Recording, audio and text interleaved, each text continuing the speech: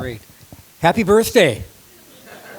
I don't want to be the one accused of putting you to sleep, so I want everybody to stand up and say happy birthday to 3 other people. Happy birthday. Happy birthday.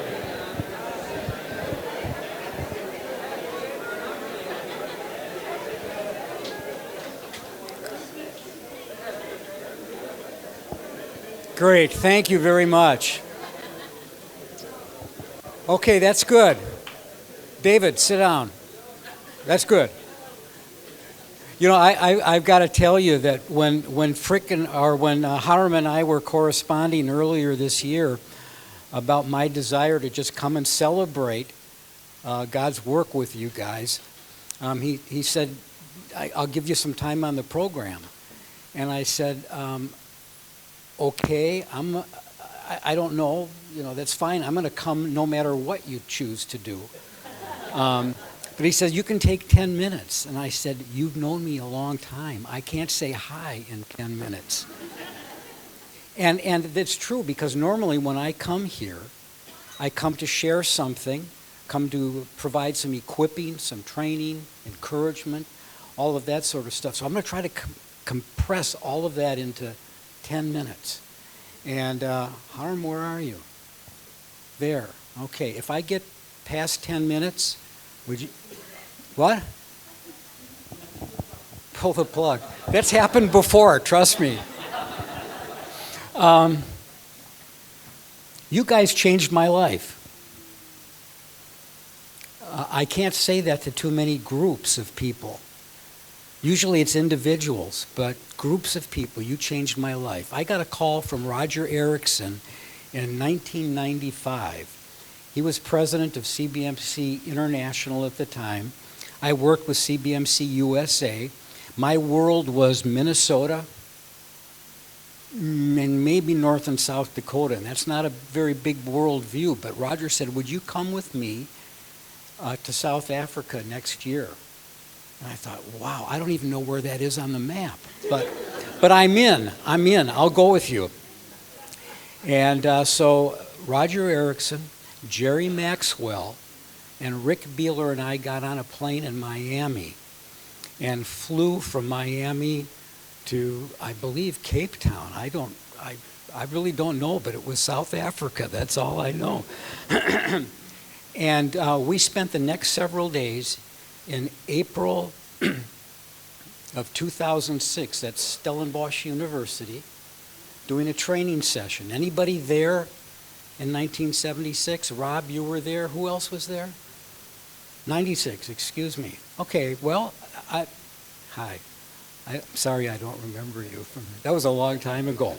But I got home from that event and I said to my wife, Carol, I said, I can't believe the experience that I had with these wonderful people. Wouldn't it be cool if God would let us do some more international work? The next year I had an invitation to go to Germany to do a workshop at the CBMC World Convention, and came back from that and I said to my wife, wouldn't it be cool if God would give us the opportunity to do some more of that? Little did I know that the next year, 1999, I'd have the opportunity to join the staff of CBMC International and work with Tim Philpott. And that event in 96, however, was just transitional for me, because I saw God at work in another country. I saw God at work in another culture. And I learned that God wasn't an American. He wasn't a Republican.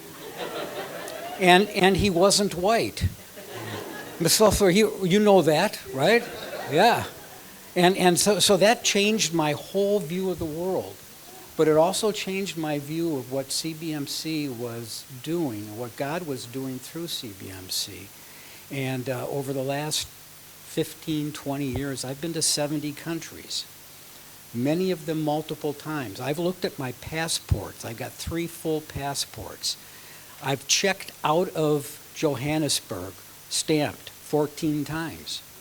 Now, I don't know where I came in, but I know I left Johannesburg 14 times. Some of that was just to be here in South Africa, and some of those were in transition to going to Zambia, Zimbabwe, Botswana, Ghana, where else? Kenya. Yeah. And just wonderful, wonderful people. There was a guy in CBMC back in the 70s and 80s who was a kind of a famous, I don't know, insurance guy, public speaker, Charlie Tremendous Jones.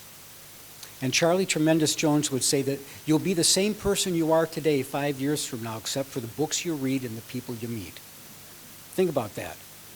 Okay, he got it partially right. I'd like to alter what he said. I think it's the books you read, the places you go, and the people you know. And as a result of being at this meeting in 1996, I've been to a lot of places. I've gotten to know a lot of people. And I've oh my goodness. I've read a lot of books. Because I would go to a country, I'd try to get an awareness of what was going on. So I would read a book. I read, Long Walk to Freedom before I took the long airplane ride to Cape Town. Read the life story of Steve Biko. Is that how you pronounce that last name? Biko. Early freedom fighter in the 50s and 60s. You guys know that. So I'm impacted by that story. This week I've been reading a book by a guy named Tony Leon. You guys know who that person is? Yeah. And the book is called Future Tense. And it's like tense meaning, hey, things are really tense. That's the kind of future he's talking about in this book. And it spoke to me because it sounded so much like the United States. And that, to be honest, that scares me a little bit. But you know what? It reinforces my sense of being okay with all of that, is knowing that the God who I love and serve in the U.S. are the same God here. And ultimately, it's not about our government. It's not about anything except our obedience to what God has called each one of us to do. And you challenged me to be obedient to that call.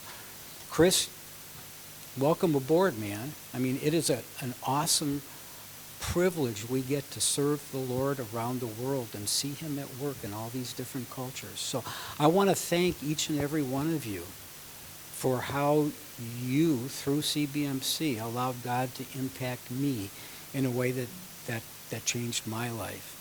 And so I'm grateful. Got a lot of friends. Harm? Is it 10 minutes? Okay, I'm done.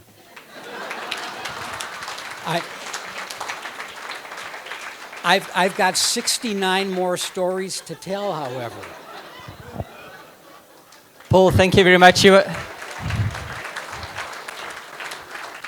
only 8.5 minutes, and I've already run over time, so I'm going to have to make up time during the starter bit. But there's another 14 stamps that you can put on your passport exiting Cape Town. You're very welcome.